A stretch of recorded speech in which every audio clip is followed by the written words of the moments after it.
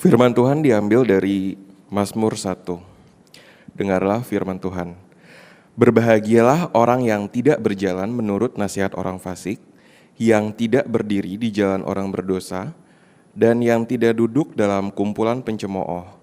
Tetapi yang kesukaannya ialah Taurat Tuhan, dan yang merenungkan Taurat itu siang dan malam. Ia seperti pohon yang ditanam di tepi aliran air, yang menghasilkan buahnya pada musimnya dan yang tidak layu daunnya. Apa saja yang diperbuatnya berhasil. Bukan demikian orang fasik, mereka seperti sekam yang ditiupkan angin.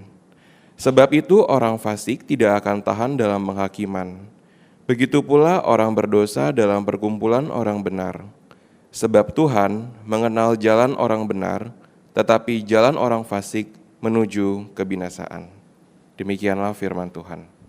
Terima kasih Sam yang sudah membacakan perikop Mazmur yang akan kita sama-sama renungkan hari ini. Kita berdoa untuk mendengarkan firman Tuhan.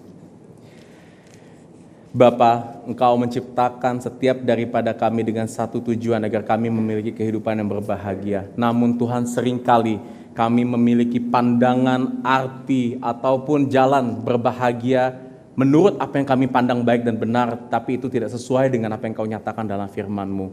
Bapa, sekali lagi kami memohon belas kasihan-Mu, memohon arahan dan pimpinan daripada Tuhan agar Engkau kembali mengarahkan setiap hati kami untuk melihat dan berjalan di jalan yang berbahagia sesungguhnya, sesuai yang Kau nyatakan di dalam firman Tuhan, agar kebahagiaan yang kami hidupi bukanlah kebahagiaan yang semu, tapi kebahagiaan yang sejati, yang berasal daripada Tuhan, yang tidak akan hilang, yang tidak akan berubah, karena kebahagiaan ini adalah kebahagiaan yang Kau anugerahkan bagi setiap daripada kami dalam kesempurnaan-Mu Tuhan. Nyatakan firman ini kepada setiap hati kami, kalibrasi kembali hati kami Tuhan, dan biarlah kehidupan kami dapat berjalan selaras dengan apa yang Kau nyatakan dalam firman-Mu ini.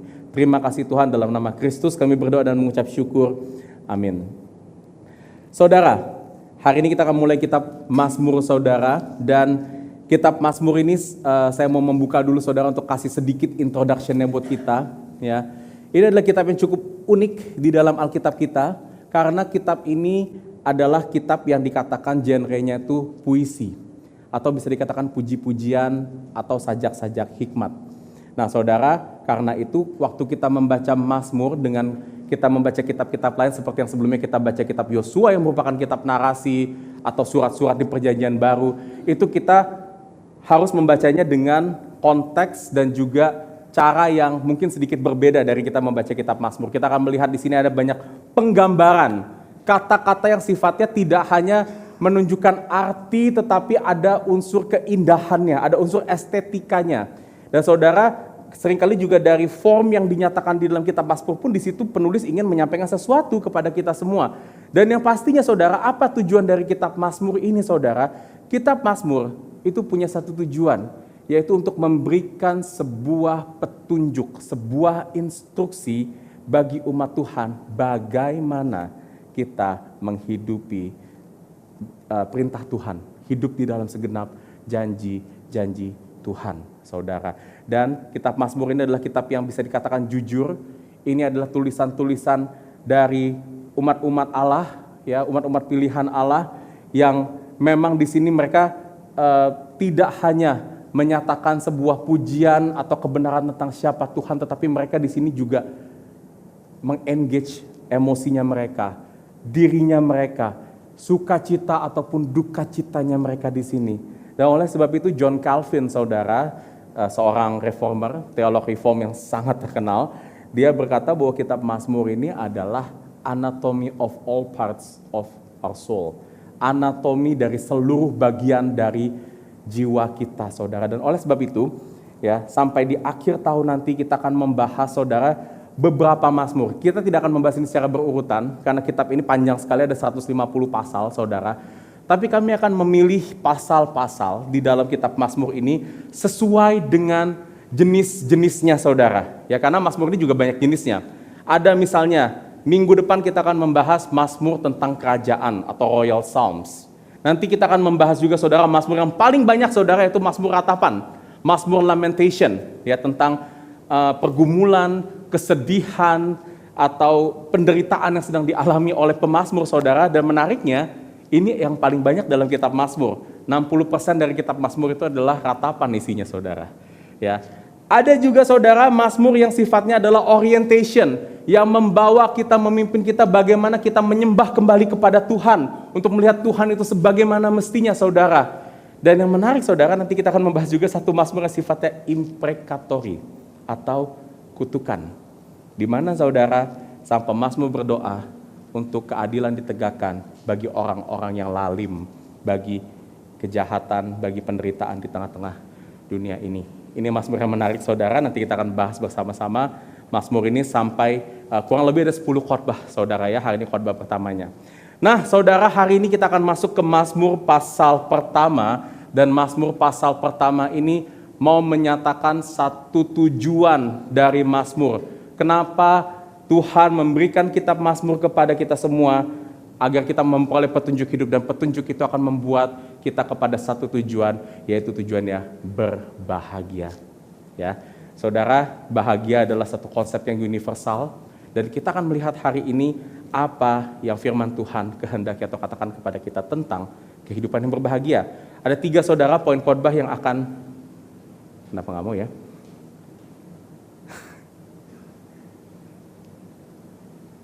Oke, Joel bisa?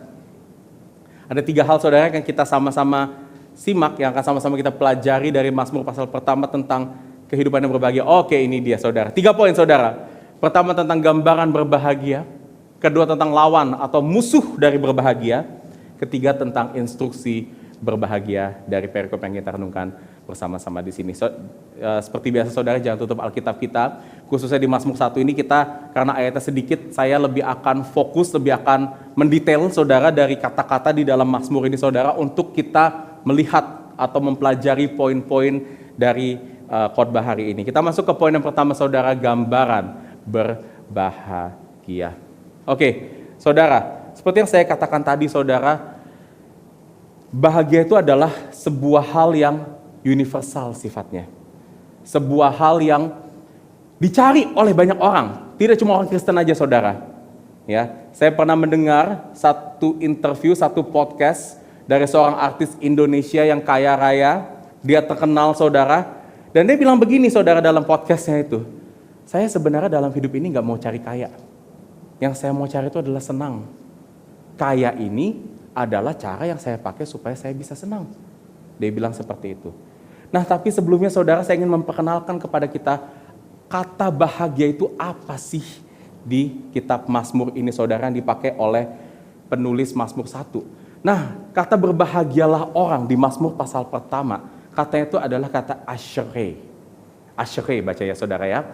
Itu dari bahasa Ibrani ya, yang berarti berbahagia yang dimaksudkan di sini itu bukan hanya kebahagiaan yang kita pikir secara emosi saja, bukan rasa senang saja saudara, tetapi orang yang berbahagia itu diartikan dengan ashrei itu memiliki kehidupan yang utuh, yang ideal dalam segala aspek saudara.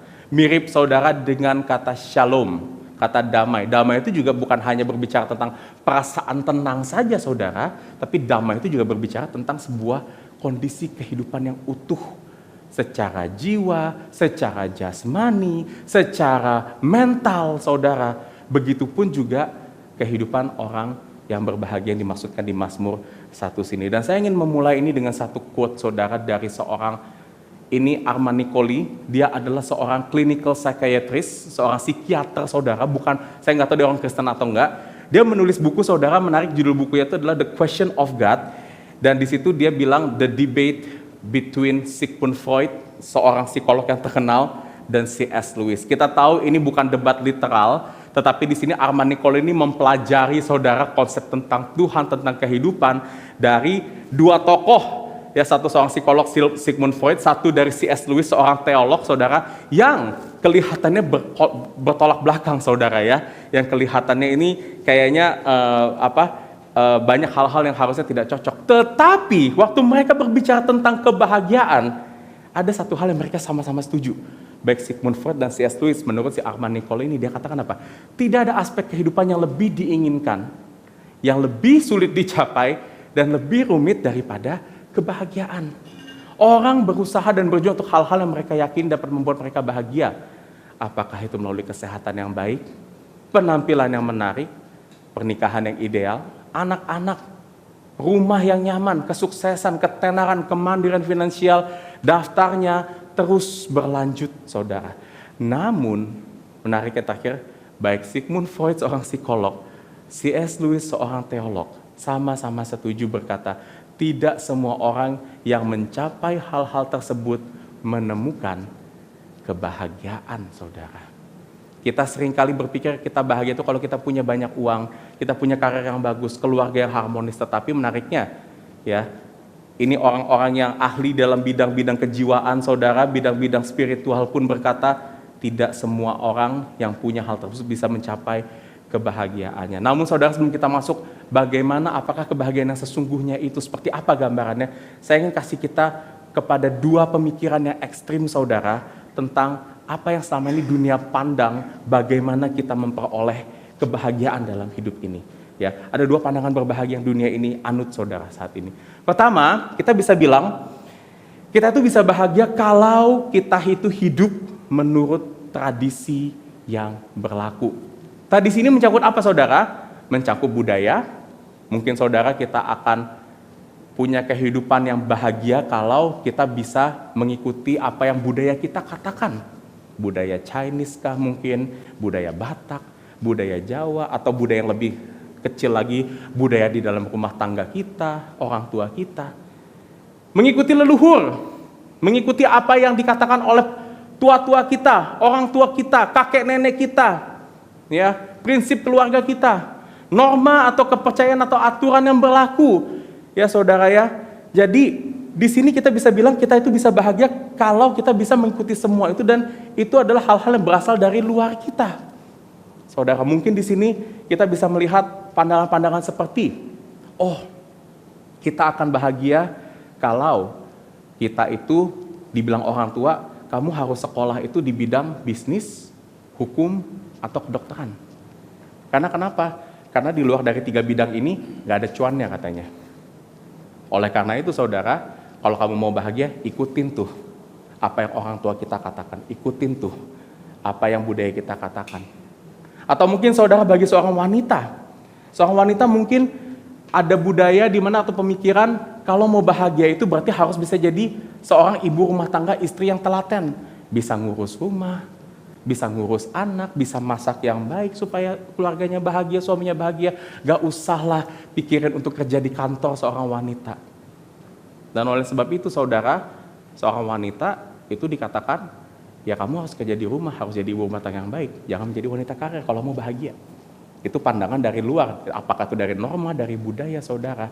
Dan yang menariknya, di poin terakhir saya katakan, bila tradisi itu tidak selaras dengan diri kita. Katakan saudara, kita maunya bukan sekolah bisnis, bukan sekolah dokter, saya maunya sekolah menjadi seorang seniman misalkan. Saya mau sekolah di bidang, mungkin bidang bahasa, gitu saudara ya, katakan di situ. Nah tapi kalau itu nggak sesuai, maka kita harus mengalah, harus menyesuaikan seperti apa yang tradisi kita ajarkan untuk kita menjadi bahagia. Ini pandangan yang pertama, dan mungkin pandangan ini saudara sering ketemukan dalam budaya-budaya kita saat ini, khususnya mungkin di budaya timur. Di beberapa kota pandangan ini masih sangat besar sekali saudara kita temukan. Tapi ada pandangan kedua saudara yang bertolak belakang dengan ini, yang berkata bahwa kebahagiaan hidup-hidup itu kita akan temukan kalau kita bisa hidup menurut jati diri kita sendiri, identitas kita sendiri. Kita bisa ikutin apa yang cocok, apa yang hati kita inginkan, apa yang kita pikir itu jadi identitas kita saudara. Dan itu adalah kebahagiaan yang berasal dari dalam diri kita sendiri. Kalau saya berpikir atau saya mengakui, saya melihat hati saya adalah seorang pengusaha misalkan. Ya saya harus jadi seorang pengusaha untuk saya bahagia. Saya nggak boleh jadi seorang karyawan, saya nggak boleh jadi seorang peneliti, saya harus jadi pengusaha. Bahkan saudara, sampai se-ekstrim mungkin, kalau misalkan saya terlahir sebagai pria, tetapi saya merasa diri saya wanita, saya harus menjadi seorang wanita, harus membawa diri saya sebagai itu. Meskipun saudara, di terakhir saya katakan, bila diri kita tidak selaras dengan tradisi di sekitar kita di pandangan ini, maka kita harus berusaha untuk melawannya, untuk supaya kita bisa menghidupi jati diri kita secara otentik. Ya, saudara, ada satu quote yang berkata seperti ini. It's time to see what I can do to test the limit and break through. No right, no wrong, no rules for me, I'm free. Tahu itu quote dari mana, saudara? Saya ngomongin beda ya. It's time to see what I can do to test the limits and break through. No right, no wrong, no rules for me, I'm free. Lanjutin. Ya, udah tahu. Sih saudara, bahkan di film populer saja saudara, itu sudah disisipkan saudara. Value seperti ini. Value di mana kalau kamu mau bahagia, ikuti apa yang hati kamu inginkan. Breakthrough. Jangan terkukung oleh aturan. Aturan itu kamu yang harus tentukan sendiri, kamu yang harus ikuti sendiri. Dan kalau ada aturan-aturan atau norma-norma budaya-budaya yang bisa menahan itu, lawan. Seperti itu saudara. Ya, dan ini sering kali kita temukan sekarang mungkin di generasi-generasi muda sekarang, millennials, Gen Z, budaya barat saudara. Dan bisa saya katakan mungkin kalau di Jakarta kita bisa menemukan kombinasi dari kedua hal ini saudara. Ya, ada di sekitar kita. Ini pandangan berbahagia saudara ya menurut dunia. Tapi kita lihat apa yang firman Tuhan katakan tentang gambaran berbahagia itu. Dan saya ingin katakan saudara, pemazmur menyatakan pandangan berbahagia itu ada di ayat 3 saudara. Ia seperti pohon yang ditanam di tepi aliran air, menghasilkan buahnya pada musimnya, tidak layu daunnya, apa saja yang dibuatnya berhasil. Pemazmur memberikan gambaran orang yang berbahagia itu seperti pohon yang ditanam di tepi aliran air. Saya akan breakdown-nya menjadi 3 sub-point saudara. Ayat ini saya akan bedah supaya kita melihat gambarannya seperti apa pastinya saudara. Yang pertama, pemazmur berkata seperti ini. Orang yang berbahagia itu hidupnya tertanam pada sumber yang tidak terbatas. Saya ambil dari frasa yang pertama. Seperti pohon yang ditanam di tepi aliran air. Saudara, ini adalah gambaran dari sebuah pohon yang ditanam di tepi sungai. Sungai kita tahu saudara itu sungai yang debit airnya itu besar, kencang. Dalam keadaan apapun, musim apapun, sungai itu terus akan mengalirkan air. Dan karena dia ditanam di tepi aliran sungai itu saudara, pohon itu akan terus mendapatkan air. Supaya dia terus dapat hidup saudara. Dan kita tahu tepi aliran air itu adalah sumber yang bisa dikatakan tidak terbatas. Dan kita bisa menyimpulkan bersama-sama yang tidak terbatas itu tidak lain adalah Tuhan saudara. Oleh sebab itu saudara, pemazmur ini mau katakan, pertama-tama yang perlu kita sadari, kalau kita betul-betul ingin memiliki kehidupan yang berbahagia sesungguhnya, kita perlu saudara tertanam di sumber yang tidak terbatas. Dan sumber tidak terbatas itu bukan tradisi kita, dan tentu saja bukan diri kita sendiri saudara, tetapi sumber tidak terbatas itu hanya satu, yaitu Tuhan. Artinya tidak ada jalan lain, tidak ada opsi lain saudara, kalau kita betul-betul ingin mengalami kebahagiaan yang sesungguhnya, kehidupan yang penuh dan ideal itu, kita harus tertanam di dalam Tuhan. Dan saya ingin menyambungkan Mazmur 1 ayat 3 ini saudara dengan satu mazmur lain yang sangat berkaitan dengan Mazmur 1, itu Mazmur 112. Mazmur 112 ini bisa dikatakan sebagai mazmur yang bisa mengelaborasi lebih apa yang dikatakan di Mazmur pasal 1 saudara, karena punya tema yang sangat mirip sekali. Nah, menariknya di Mazmur 112 dia memulai dengan seperti ini. Haleluya, berbahagialah orang yang takut akan Tuhan, yang sangat suka kepada segala perintahnya saudara. Tertanam di dalam Tuhan. Ya, itu yang pertama saudara. Dan yang kedua, yang menariknya di sini, di Mazmur 1 pasal 3 sekali lagi digambarkan saudara, ya, bahwa orang yang tertanam di dalam Tuhan, orang yang berbahagia itu hidupnya pasti menghasilkan buah. Kita lihat di frasa yang kedua saudara, dikatakan seperti pohon yang ditanam di tepi aliran air yang menghasilkan buah ya pada musimnya. Dan yang terakhir dikatakan apa saja yang dibuatnya berhasil. Itu yang dimaksud dengan ada buahnya saudara. Nah saudara, buah ini terjadi karena apa? Karena kalau pohon itu selalu hidup ya, dan pohon itu pasti akan menghasilkan buah gitu. Dan buah itu adalah sesuatu yang kelihatan, bisa dipegang dan bisa dinikmati. Tandanya saudara bahwa seorang itu hidup atau satu pohon itu itu produktif, hidup gitu saudara. Dan buah ini saudara seperti apa kita bisa bayangkan atau kita lihat di dalam kehidupan kita. Apakah itu artinya saudara, kalau kita itu berbahagia, kita menghasilkan buah, kita akan menghasilkan uang yang banyak? Apakah itu kalau kita berbuah artinya kita akan menghasilkan influence yang besar? Ataukah berbuah itu berbicara tentang kita kalau berbuah itu dapat menghasilkan dapat menghasilkan mungkin prestasi yang banyak saudara dalam kehidupan kita? Apakah itu saudara? Nah menariknya kita refer ke Mazmur 112 lagi saudara. Di ayat 2 sampai 5. Ini yang dimaksud dengan berbuah ya saudara ya. Di dalam Mazmur 1 ayat 3 tadi dikatakan di sini yang pertama, ayat 2, anak cucunya akan perkasa di bumi, angkatan orang benar akan diberkati. Nah saudara, ini bukan berbicara bahwa nanti anak orang yang berbahagia, cucu orang yang ada di dalam Tuhan itu akan menjadi orang yang hebat, akan jadi presiden, akan menjadi seorang yang terkenal. Bukan itu saudara. Tapi ini berbicara bahwa orang yang berbahagia itu, dia bisa menguasai keluarganya. Dia bisa membawa Tuhan tidak hanya ke dalam dirinya, tapi juga ke dalam rumah tangganya saudara. Dia bisa mengatur rumah tangganya di dalam aturan-aturan atau perintah-perintah Tuhan. Itulah kenapa keluarganya akan diberkati saudara. Dan ini artinya saudara, orang berbahagia itu bisa menguasai keluarganya. Yang ayat 3 dikatakan harta dan kekayaan ada di dalam rumahnya, kebajikan tetap untuk selama-lamanya saudara. Harta dan kekayaan ada dalam rumahnya, ini juga bukan berbicara tentang orang berbahagia itu akan menjadi kaya raya. Tidak saudara.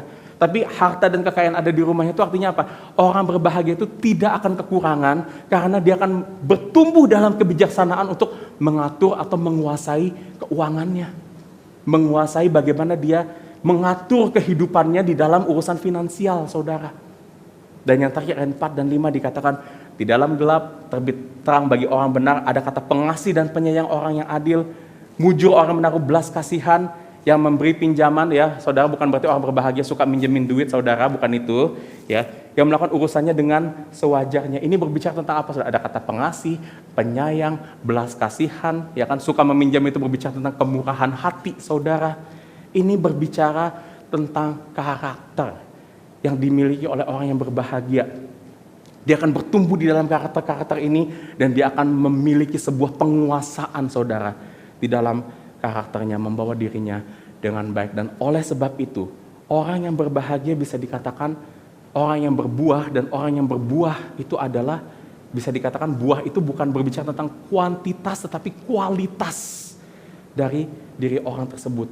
Ada pertumbuhan saudara di dalam karakter-karakternya, ada pertumbuhan dalam kebijaksanaannya, ada pertumbuhan yang bisa kita lihat mungkin juga di dalam leadership-nya di sini saudara. Karena ada kata menguasai gitu saudara, keluarga, keuangan, karakternya saudara. Dan oleh karena itu bisa saya katakan, orang yang hidupnya ditanam di dalam Tuhan, yang berbahagia, dia pasti akan bertumbuh saudara. Dia pasti akan berbuah. Dan yang ketiga saudara, ini yang menarik saudara, dikatakan tidak hanya bertumbuh tetapi orang yang berbahagia menurut firman Tuhan, hidupnya stabil dalam musim yang sulit. Menarik ya saudara, saya highlight di situ beberapa kata saudara, dikatakan seperti pohon yang ditanam di tepi aliran air yang menghasilkan buah pada musimnya. Artinya apa saudara? Ya saudara, kalau kita di sini ada buah-buah tertentu saudara, kita tahu itu nggak tumbuh setiap saat. Kayak sekarang ini kayaknya lagi musim mangga nih saudara ya. Mertua saya ada tanam pohon mangga di rumah, jadi saudara saya banyak banget dapat kiriman mangga. Dan biasanya memang di bulan-bulan seperti ini nih, berberan ini nih, musim mangga. Tapi nanti bulan Maret, April gitu saudara, kita biasanya nggak makan mangga karena lagi nggak musim. Musim durian, ya muncul di bulan Januari misalnya nanti. Ya, ada musimnya saudara. Dan itu normal. Itu nggak aneh saudara, buah itu hanya berbuah di musim-musim tertentu, di waktu-waktu tertentu aja. Kehidupan kita pun mungkin juga akan terlihat seperti itu saudara. Ada mungkin masa-masanya kita tidak terlihat bertumbuh. Ada masa-masanya kita mungkin akan melewati musim yang kering, musim yang susah. Ada masanya mungkin kita akan sulit memproses apakah itu di hati kita, pikiran kita, saudara, perasaan kita tentang pimpinan Tuhan dalam kehidupan kita. Dan mungkin saudara, kalau saudara mengalami hal-hal seperti itu, kita akan berpikir ya, aduh celakalah saya. Aduh ini apa salah saya lagi saudara. Memang mungkin itu bisa terjadi karena ada satu dosa atau kesalahan tertentu, tapi bisa jadi juga saudara itu terjadi karena apa? Memang itu lagi musimnya saudara. Belum saatnya musimnya kita berbuah. Ya.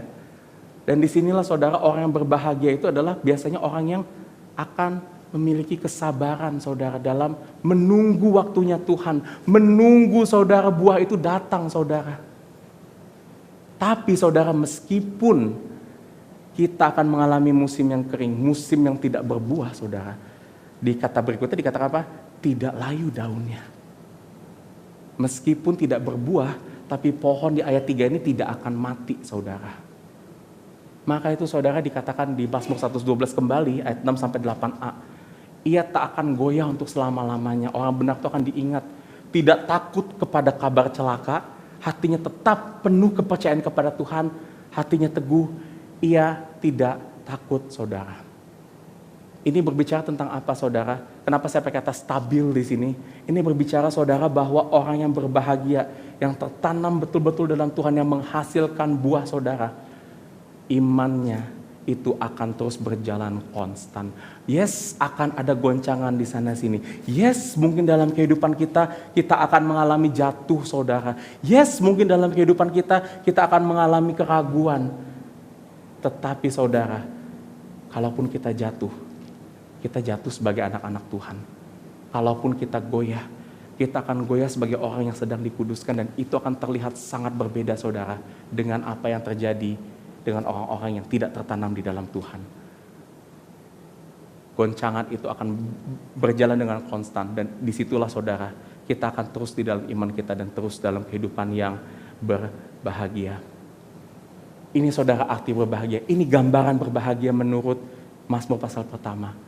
Pohon yang tertanam di tepi aliran air, berbuah pada musimnya dan tidak layu saudara. Itu akan menjadi kehidupan kita jikalau kita tertanam di dalam Tuhan. Tetapi masalahnya saudara, seringkali hati kita itu tidak tertanam sebegitunya di dalam Tuhan. Ada hal-hal yang akan mengganggu kita, yang akan menyulitkan kita, dan bahkan akan membawa kita untuk jauh daripada kita hidup di dalam Tuhan. Dan ini yang perlu kita waspadai. Dan Mazmur 1 mengatakan ini sebagai musuh atau lawan dari berbahagia. Kita masuk ke poin yang kedua, lawan dari berbahagia. Nah saudara, menarik di sini. Kalau tadi di poin pertama, pemazmur itu memberikan gambaran berbahagia, ya, arti berbahagia dalam sebuah gambaran metafora pohon. Pemazmur juga memberikan saudara di sini arti berbahagia itu dengan memberikan sebuah perbandingan yang kontras antara orang yang berbahagia dengan yang tidak berbahagia di sini. Nah, saudara, menariknya di sini kalau kita lihat, ya, saya memberikan satu perbandingan di sini. Ya, Mazmur 1 ayat 1 dan 3 itu berbicara tentang orang berbahagia, tapi kalau kita di Mazmur 4 sampai 6 itu akan kita lihat sebuah kategori yang berbeda, yaitu kategori orang fasik di situ. Saudara perhatikan kenapa saya kasih warna yang berbeda-beda di sini, ada 4 warna, karena di situ kita akan melihat ada perbandingan yang yang bisa dibilang direct, perbandingan yang direct gitu teman-teman, dari warna-warna yang berbeda itu. Ya. Ayat 1 berbahagialah orang, ayat keempat berbicara tentang orang fasik. Ayat kelima berbicara tentang pohon yang ditanam di tepi aliran air, lalu bicara situ orang fasik itu seperti sekam. Sekam itu apa saudara? Itu kulit dari gandum. Kulit gandum ya saudara, itu biasanya kita tiup dikit aja gitu, udah langsung terbang kulitnya. Nggak usah tiup kencang-kencang. Ya artinya apa? Orang fasik itu pasti akan goyah, pasti akan lenyap dengan seketika. Kalau orang berbahagia akan menghasilkan buahnya, orang fasik tidak akan bertahan saudara. Dikatakan di dalam penghakiman. Dan yang terakhir, kalau orang berbahagia itu apa yang dibuatnya berhasil, orang fasik apa yang dilakukannya akan menuju kepada kebinasaan. Sehingga saya mau katakan di sini saudara, lawan dari kebahagiaan itu menurut Mazmur pasal 1 itu bukanlah kesedihan. Tapi lawan dari kebahagiaan itu adalah kefasikan saudara. Dan Mazmur 1 ini jelas dengan perbandingan kontras ini berkata, apa yang membuat orang tidak bahagia itu adalah ketika mereka menjadi fasik. Mereka berjalan di dalam kefasikan atau berjalan di dalam keberdosaan saudara. Oke, sampai sini saya tahu kita semua sadar kita nggak mau berjalan dalam kefasikan. Kita semua sadar ada dosa-dosa yang besar, ada dosa-dosa yang sangat kita hindari dalam hidup kita. Saya tahu saudara kita semua di sini, membunuh itu dosa, mencuri itu dosa, berzinah itu dosa saudara. Tapi pada kenyataannya, banyak orang Kristen yang sudah tahu dosa, tapi kenapa kok hidupnya masih jatuh ke dalam dosa? Saudara masih melihat mungkin ada pemimpin-pemimpin Kristen, leader-leader, pendeta-pendeta yang mengajarkan tentang hal ini pun masih juga jatuh ke dalam dosa-dosa yang mereka sebenarnya udah tahu ini adalah dosa yang fatal.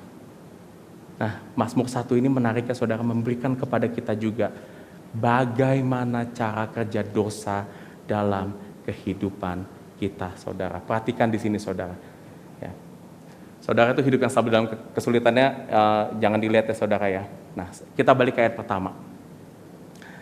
Ayat pertama ini, pemazmur mau menyatakan satu hal yang menarik. Dikatakan, berbahagialah orang yang tidak berjalan menurut nasihat orang fasik, tidak berdiri di jalan orang berdosa, tidak duduk dalam kumpulan pencemooh. Saudara, menariknya, pemazmur itu sebenarnya bisa aja bilang berbahagialah orang yang hidupnya tidak fasik, that's it. Dia bisa bilang begitu. Berbahagialah orang yang hidupnya tidak berdosa, that's it. Mudah, saudara. Tapi kenapa dia sampai memberikan 3 baris di sini, dan menariknya saudara, ada sesuatu yang dia mau sampaikan di sini. Perhatikan, ya. Again, yang saya warnanya itu sama, itu adalah kategori yang sama juga saudara, ya. Dari kata berjalan, berdiri, duduk, itu kata kerja yang dipakai. Ada sebuah progresi dari kata kerja di situ saudara. Progresi ini berbicara tentang apa? Tentang keterlibatan atau keaktifan seseorang, ya, keterlibatan khususnya atau engagement, ya. Orang berjalan, dari berjalan mungkin dia tadinya berjalan itu hanya berjalan biasa saudara, ya, melihat sesuatu hanya sekilas, lalu dia akhirnya berdiri, ya, dia melihat sesuatu akhirnya berdiri, artinya dia lebih mengamati. Dan kalau sampai duduk artinya apa saudara? Dia bukan hanya mengamati tapi dia menikmati. Ntar saya jelaskan saudara contohnya seperti apa ini. Nasihat, jalan, kumpulan. Kumpulan itu berbicara tentang tempat berkumpul, ya. Nasihat itu mungkin adalah sesuatu yang kita bisa dapatkan secara random saudara, atau mungkin secara bebas gitu, dari siapa aja kita bisa dapat. Jalan itu udah berbicara sesuatu yang engagementnya lebih tinggi lagi dari sekedar mendengar nasihat, karena kita sudah mengikuti saudara apa yang dinasehatkan. Kumpulan itu berbicara tentang yaitu tempat berkumpul, tempat hangout saudara, tempat hangout seseorang, kelompok tertentu. Kita sudah menjadi bagian dari situ. Orang fasik, orang berdosa, pencemooh juga sama orang fasik, itu hanya berbicara mungkin tentang perilakunya saja. Berdosa itu berbicara tentang apa yang ada di dalam hatinya. Dia sudah menjadi orang berdosa. Pencemooh itu berbicara tentang dia sudah secara aktif mencemooh. Secara aktif itu udah melawan Tuhan di sini saudara. Ada sebuah progresi dari hal yang sifatnya sederhana kepada hal yang sifatnya itu lebih settle, lebih engage ke dalam hati kita untuk kita jatuh ke dalam kefasikan. Saya kasih satu ilustrasi, satu contoh saudara. Ini contoh fiksi ya saudara ya. Saya nggak sebut ini dari kehidupan siapa-siapa. Katakanlah ada orang bernama si A. Gimana dia ini ya? Ini caranya gimana orang itu bisa menjadi jatuh kepada kefasikan. Katakan ada orang bernama si A. Si A ini orangnya sehat, tidak pernah merokok, ya, menjaga hidupnya dengan baik saudara. Ya. Dia tiap hari pulang kerja lewat orang merokok biasa aja, nggak tahu pengaruh. Karena dia tahu apa? Rokok itu bisa membuatnya sakit, bisa membuatnya itu nggak baik gitu saudara. Dia tahu itu, maka itu dia kuat. Satu waktu saudara, dia lagi overwhelmed banget di kerjaannya dia. Deadline-nya banyak banget, kurang tidur saudara. Ya, capek secara fisik, secara mental capek. Dan satu waktu saudara begitu dia pulang kerja, dia ngelewatin lagi tuh kumpulan orang ngerokok. Dan di situ dia mulai ngeliat, wah kayaknya seru juga ya mereka ya, relax bisa ngerokok bareng. Relax gitu ya bisa ngisep rokok. Apa yang terjadi setelah itu? Pulang ya, sebelum sampai kosannya dia mampir ke warung beli satu rokok. Ketengan dulu dia beli, sebiji. Dia cobain, hisapan pertama batuk-batuk, hisapan kedua batuknya berkurang, hisapan ketiga udah mulai, wah nikmat, enak ternyata ya. Overwhelm-nya dia, segala kecapeannya dia hilang seketika waktu itu. Ya, tapi dia masih sadar tuh malam itu, aduh ini nggak baik nih, ini kalau ini bisa merusak kesehatanku, besok aku nggak lakukan lagi deh. Benar saudara, besok dia nggak lakukan lagi. Dia kerja seperti biasa lagi, aktivitas seperti biasa, sampai 2 minggu setelah itu, dia dipanggil bosnya, dimarahin karena kerjaannya nggak beres ternyata. Dia dimarahin, dan dia merasa kesel lagi, merasa capek lagi, overwhelmed lagi saudara setelah itu. Dan saat dia overwhelmed lagi, dia capek lagi, keinget lagi sensasi 2 minggu lalu dia ngerokok tuh enak, nikmat. Pas pulang kosan, dia mampir beli lagi. Ini bukan satu ketengan, 1 bungkus langsung belinya saudara. Dia coba lagi, udah mulai hebat rokoknya, lebih lega, lebih seneng, lebih istirahat, coba 1 enak, lalu coba 2, coba 3 saudara. Dan besok-besokannya saudara, ya dia capek sedikit pun dia udah mulai nyebat, dia udah mulai ini lagi beli rokok yang lebih banyak lagi. Makin lama kesadaran dia kalau rokok ini bisa membuat dia sakit itu berkurang, bahkan udah hampir tidak ada lagi. Dan 3 bulan dari waktu itu saudara, pas dia pulang kantor, dia udah nongkrong bareng sama teman-teman yang rokok di bawah, yang dia ketemu waktu dia jalan pulang. Saudara, ini mungkin adalah ilustrasi yang simple, ilustrasi yang mungkin ya terlalu simple gitu. Tapi ini mau menggambarkan kita begitu saudara cara kerja dosa. Seseorang tidak akan saudara berani korupsi miliaran rupiah kalau dia tidak mulai terlebih dahulu saudara dari mungkin mencuri ceban-ceban saudara. Seorang tidak akan berani mungkin untuk berzina, selingkuh, berhubungan intim dengan orang yang tidak seharusnya saudara kalau di awalnya dia tidak tertarik dengan melihat mungkin gambar-gambar orang-orang yang good looking, yang bajunya seksi. Segala sesuatu kefasikan itu pasti dimulai dari hal-hal yang sederhana saudara. Dan kita nggak bisa kontrol itu. Kita nggak bisa kontrol saudara, oh nggak boleh ada gambar-gambar yang nggak senonoh itu masuk gitu di dalam sosial media kita, di sekitar kita, nggak bisa saudara. Yang kita bisa lakukan apa? Kita mesti kontrol hati kita. Yang kita mesti kuasai diri kita saudara dari situ. Dan bagaimana kita menguasai diri kita di sini? Itulah kenapa Mazmur 1 juga memberikan instruksi bagaimana kita bisa berbahagia. Apa yang kita perlu lakukan saudara untuk kita berbahagia. Poin terakhir, instruksi berbahagia. Saudara, kita langsung masuk ke ayat 2 di sini saudara. Jika di ayat 1 tadi dikatakan jalan fasik itu adalah seperti itu, ya, ada progresinya saudara. Di ayat kedua dikatakan, orang yang berbahagia itu yang kesukaannya ialah Taurat Tuhan. Merenungkan Taurat itu siang dan malam. Saudara, orang yang tertanam di dalam Tuhan itu akan terus tertanam kalau dia hidup sesuai dengan Taurat Tuhan. Dan dikatakan Taurat Tuhan itu bukan cuma berguna bagi kehidupan, tapi ada kata kesukaan di situ, delight bahasa Inggrisnya. In the law of God, di dalam firman Tuhan. Taurat Tuhan berbicara tentang seluruh firman Tuhan. Jadi saudara, kita itu waktu kita membaca Taurat Tuhan, kita menghidupi Taurat Tuhan itu bukan seperti kita itu harus minum obat yang pahit yang kita nggak suka, tapi for the sake supaya hidup kita baik, ya udah kita telan aja. Enggak begitu saudara. Tuhan menghendaki agar firman Tuhan itu menjadi firman yang kita sukai. Kayak kita itu pengen makan makanan yang enak. Kalau saudara lagi misalnya sekarang lagi di sini saudara itu bisa ngebayangin gitu loh. Wah, itu makanannya lagi enak banget gitu. Suka Taurat Tuhan tuh kayak begitu saudara. Dan yang menariknya dikatakan juga yang merenungkan Taurat itu siang dan malam. Saudara, merenungkan itu bukan cuma hanya kita berpikir, bukan hanya kita sekedar baca saudara, tapi di dalam bahasa aslinya kata merenung itu bisa dibilang seperti mengucapkan berulang-ulang. Mengucapkan atau babbling bisa dibilang seperti itu, ya. Jadi saudara, pemazmur mengatakan orang yang berbahagia itu adalah orang yang terus mengucapkan Taurat itu. Ya, dan itu menurut tradisi Yahudi mereka sering saudara melakukan membaca atau menghafal Taurat itu dan mereka ucapin terus saudara berulang-ulang ke dalam dirinya sendiri saudara. Nah saudara, bagi kita mungkin kita nggak bisa seperti itu saudara setiap hari. Mungkin nanti dipikir ini orang kenapa kali gitu ya kalau kita ngomong-ngomong sendiri gitu Taurat Tuhan. Tetapi maksudnya di sini apa? Kita perlu terus memberitakan firman itu ke dalam hati kita. Mengucapkan Taurat itu ke dalam hati kita. Makanya saudara, salah satu caranya kita bisa ngafal. Kenapa saudara kita bisa kita diajarin dulu pas kecil untuk ngafalin firman Tuhan atau apa, supaya firman Tuhan itu terus melekat, kita ingat gitu saudara, kita bisa ngomongin. Dan itu caranya saudara supaya firman itu terus atau Tuhan itu terus kita ingat ada dalam hati kita. Dan kita nggak jatuh ke jalan orang-orang yang fasik di situ saudara. Dan oleh sebab itu saya mau simpulkan ada satu logika di sini. Joel? Bisa diinin?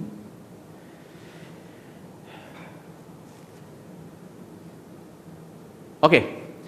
Nah saudara, ini ada logika sederhana saudara, logika teologi yang sederhana saya simpulkan dari sini. Saya bisa katakan orang yang berbahagia adalah orang yang menghidupi firman Tuhan. Dan firman Tuhan itu memimpin orang untuk hidup dalam kekudusan. Oleh sebab itu, maka itu orang yang berbahagia adalah orang yang hidupnya kudus di hadapan Tuhan. Berbahagia dan kekudusan itu sangat erat kaitannya saudara. Kita akan mengalami kebahagiaan seperti yang dikatakan di Mazmur ayat 3 tadi saudara. Jikalau hidup kita semakin sesuai dengan apa yang firman Tuhan katakan, dan itu semakin kudus saudara di hadapan Tuhan. Tapi pertanyaannya sekarang, apakah kebahagiaan dalam kekudusan ini adalah kebahagiaan yang realistis? Mengetahui saudara bahwa hati kita itu cenderung tidak mau menaati firman Tuhan. Hati kita itu cenderung seringkali mau menjauh daripada kekudusan saudara. Apakah ini kekudusan atau kebahagiaan yang realistis? Atau cuma omon-omon doang di dalam firman Tuhan? Nah kita masuk ke Mazmur pasal 6. Ada kata kunci di sini saudara. Dikatakan sebab Tuhan mengenal jalan orang benar. Kata mengenal yang dipakai di sini dalam bahasa Ibrani adalah kata yada. Menariknya kata yada ini dipakai saudara dalam mendeskripsikan hubungan yang intim antara suami dan istri. Dan di sini artinya Tuhan yada mengenal secara intim dan dalam kepada jalan orang yang benar. Kita saudara dapat mengalami bahagia di dalam kekudusan. Karena kenapa? Bukan karena kita sudah berhasil menaati firman, bukan karena kita sudah berhasil menjalankan kehidupan yang kudus, tapi karena pertama-tama Tuhan sudah mengenal kita secara intim dan dalam terlebih dahulu. Kita dapat mengalami hidup yang berbahagia bukan karena kita sudah berhasil hidup kudus dan menaati firman Tuhan dengan usaha kita, tapi kita dapat mengalami hidup yang berbahagia karena Tuhan telah terlebih dahulu mengenal kita, dan pengenalan akan Tuhan inilah yang akan memimpin kita untuk menaati firman Tuhan di dalam kebahagiaan yang sesungguhnya. Pertanyaannya sekarang saudara, bagaimana Tuhan mengenal kita? Tidak lain caranya saudara, ketika satu-satunya pribadi yang paling berbahagia di dalam dunia ini, Tuhan Yesus Kristus, Tuhan yang menjadi manusia, yang taat sempurna kepada seluruh firman Tuhan. Tetapi saudara menariknya, pribadi yang paling berbahagia ini saudara, Tuhan Yesus Kristus malah memilih jalan yang menuju pada kebinasaan. Dan itu terjadi bukan karena kefasikannya, karena ia mengasihi orang-orang yang fasik seperti saudara dan saya. Kristus saudara binasa di atas kayu salib, supaya kita orang-orang fasik itu dapat diampuni, dapat kembali untuk mengalami hidup yang berbahagia di jalan yang benar saudara. Dan oleh sebab itu saudara, saya ingin katakan, kehidupan yang berbahagia di dalam Tuhan, kehidupan berbahagia di dalam kekudusan, itu juga adalah kehidupan yang berbahagia di dalam pengampunan saudara, di dalam kemurahan Tuhan. Karena tanpa Tuhan mengampuni hidup kita, mengampuni semua dosa-dosa kita, sebagaimanapun usaha kita saudara, hati kita itu akan lebih kencang berjalan di dalam jalan orang fasik. Tetapi ketika Tuhan datang dan mengampuni hidup kita, dia katakan dia akan memberikan hati yang baru. Dia akan menuliskan perintah-perintah Tuhan itu bukan lagi di loh batu, bukan lagi di gulungan kertas, tetapi di dalam hati kita saudara. Sehingga ketika Tuhan datang memberikan kemurahan yang mengasihi dan mengampuni setiap daripada kita, ketika Tuhan mengenal kita saudara, dia juga akan memberitakan firman itu terus menerus di dalam hati kita, supaya kita terus ingat saudara, apa yang perintah Tuhan katakan, yang firman Tuhan katakan kepada kita. John Calvin, saudara, seorang reformer, kita tahu bersama siapa dia, berkata seperti ini. Ketika Tuhan menuntut kebenaran dari anak-anaknya, Ia tidak meniadakan pengampunan kasih karunia yang menjadi dasar keselamatan mereka. Karena itu, meskipun umat-umat Tuhan berbahagia, mereka tetap harus berlindung kepada belas kasihan-Nya, sebab kebenaran mereka belum sempurna. Dan dengan cara inilah mereka yang dengan setia menaati hukum Taurat disebut benar-benar berbahagia, saudara. Jadi saudara kita akan berjalan di dalam hidup yang berbahagia, mengalami kebahagiaan saudara. Dengan saudara, kita tidak hanya menaati firman Tuhan, tapi kita juga jujur di hadapan Tuhan, rapuh, mengakui ketidakberdayaan kita di hadapan Tuhan, datang terus kepada Tuhan dalam pertobatannya, meminta belas kasihan daripada Tuhan, meminta Tuhan mengampuni dan memulihkan kembali hidup kita, saudara, supaya kita dimampukan untuk berjalan dalam kesetiaan Tuhan. Bukan dengan kekuatan kita, saudara, tapi dengan anugerah Kristus kita bisa memiliki hidup yang berbahagia. Dan oleh sebab itu saya ingin menutup dengan quotation ini, saudara. Orang yang berbahagia menurut Injil adalah orang yang hidup dalam pengampunan Kristus, yang membawa pada ketaatan tulus pada seluruh firman Tuhan. Dan sesaat lagi saudara kita akan mengambil perjamuan kudus, dan biarlah perjamuan kudus ini kembali mengingatkan kepada hati kita, menguatkan iman kita kembali, saudara, bahwa Kristus telah datang untuk mengenal setiap hati kita, saudara. Kristus telah mengampuni segala kefasikan kita, saudara. Dan Kristus sekarang akan menuntun kita untuk berjalan di dalam jalan yang berbahagia sampai nantinya kita menerima kebahagiaan sepenuhnya saat Kristus datang kedua kali untuk memberikan kemuliaannya bagi kita semua, saudara. Mari kita berdoa. Bapa di dalam surga, Tuhan, kami adalah orang yang berbahagia karena anugerah Tuhan. Karena Tuhan yang bermurah hati, Tuhan yang baik dan menyayangi kita semua. Dan Tuhan, ingatkan terus ke dalam hati kami, Tuhan, bahwa kebahagiaan ini tidak kami dapatkan dari dunia ini, dari kami mengikuti hati kami atau kami mengikuti tradisi-tradisi dunia, tapi dengan kami mengikuti Kristus. Dan bawa kami, Tuhan, untuk mengikut-Mu setiap saat di dalam kemurahan, dalam pengampunan, dan di dalam kasih karunia-Mu. Terima kasih. Dalam nama Tuhan Yesus Kristus kami berdoa dan mengucap syukur. Amin.